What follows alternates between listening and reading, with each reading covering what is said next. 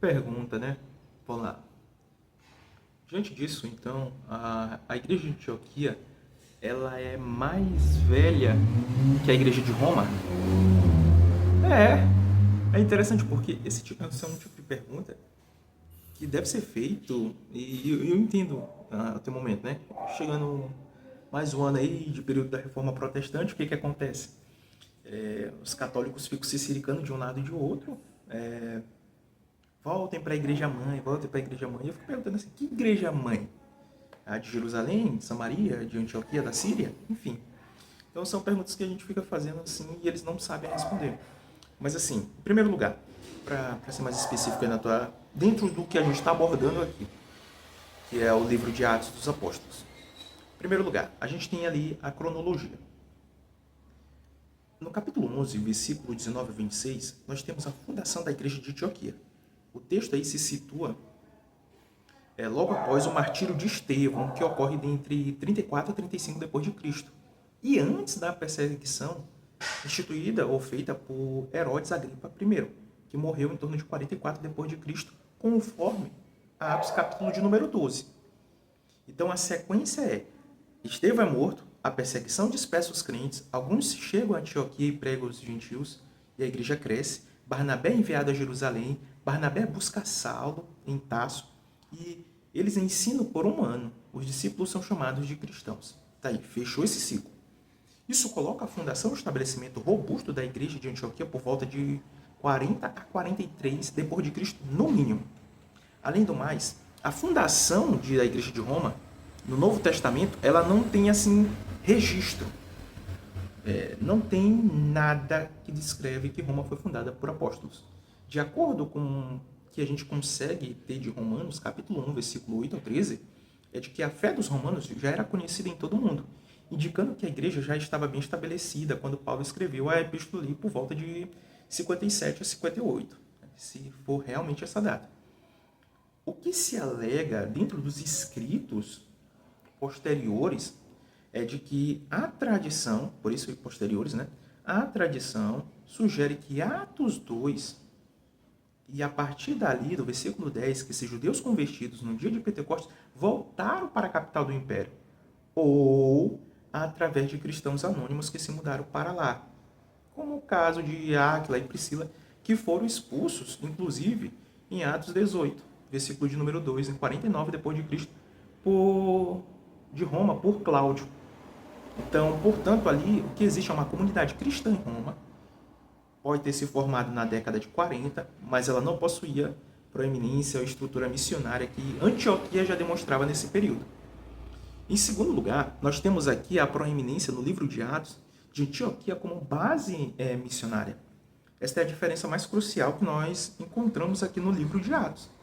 Então, no livro de Atos, Antioquia e não Roma funciona como centro missionário para o mundo gentílico. Então, você pega ali, vamos lá, de maneira cronológica. Atos 13 é da igreja de Antioquia que o Espírito Santo envia Barnabé e Saulo em sua primeira viagem missionária. Está lá nos versículos de número 1 aos versículos de número 3. Eles são formalmente comissionados por essa igreja. Atos 14, final da primeira viagem. O que eles fazem? Eles saíram no capítulo 13 de Antioquia e eles retornam no capítulo 14 para Antioquia para relatar tudo aquilo que Deus fez por intermédio deles. Está lá no capítulo 14, versículos 26 e 28, 26 e 28 de Atos. Capítulo de número 15, o que ocorre? O concílio de Jerusalém acontece para resolver ali a questão dos gentios. Mas a controvérsia ela se inicia onde? Lá no capítulo 15, versículos 1 e 2, lá em Antioquia. Após o concílio, Paulo e Barnabé eles voltam para Antioquia para entregar ali então um decreto, que está no capítulo de número 15, e versículo de número 30 ao 35, né? Dão o último parecer. E Atos, capítulo de número 18, Paulo, em sua segunda e terceira viagem missionárias, né, ele continua partindo, né, sai e retoma, sai e retoma. Como se Antioquia funcionasse assim com base das operações missiológicas ou missionárias. Então, Roma, por outro lado, só aparece como destino final da viagem de Paulo, como prisioneiro em Atos 28, e o livro termina com ele pregando lá, mas sem descrever ali, basicamente, a igreja local. Então, concluindo, diante de tudo isso que a gente já leu e agora está recapitulando, Antioquia foi a primeira igreja majoritariamente gentílica, organizada e missionária. Ela foi o berço das missões transculturais e o local onde os seguidores de Jesus foram ali pela primeira vez chamados de cristãos. Hoje eu vejo muito esse questionamento: meu Deus, como é que nós vamos evangelizar as demais culturas, né? Como é que nós vamos propagar o evangelho de Deus às outras nações? Enfim, cara, tá bem aqui o princípio teológico sendo ensinado, né?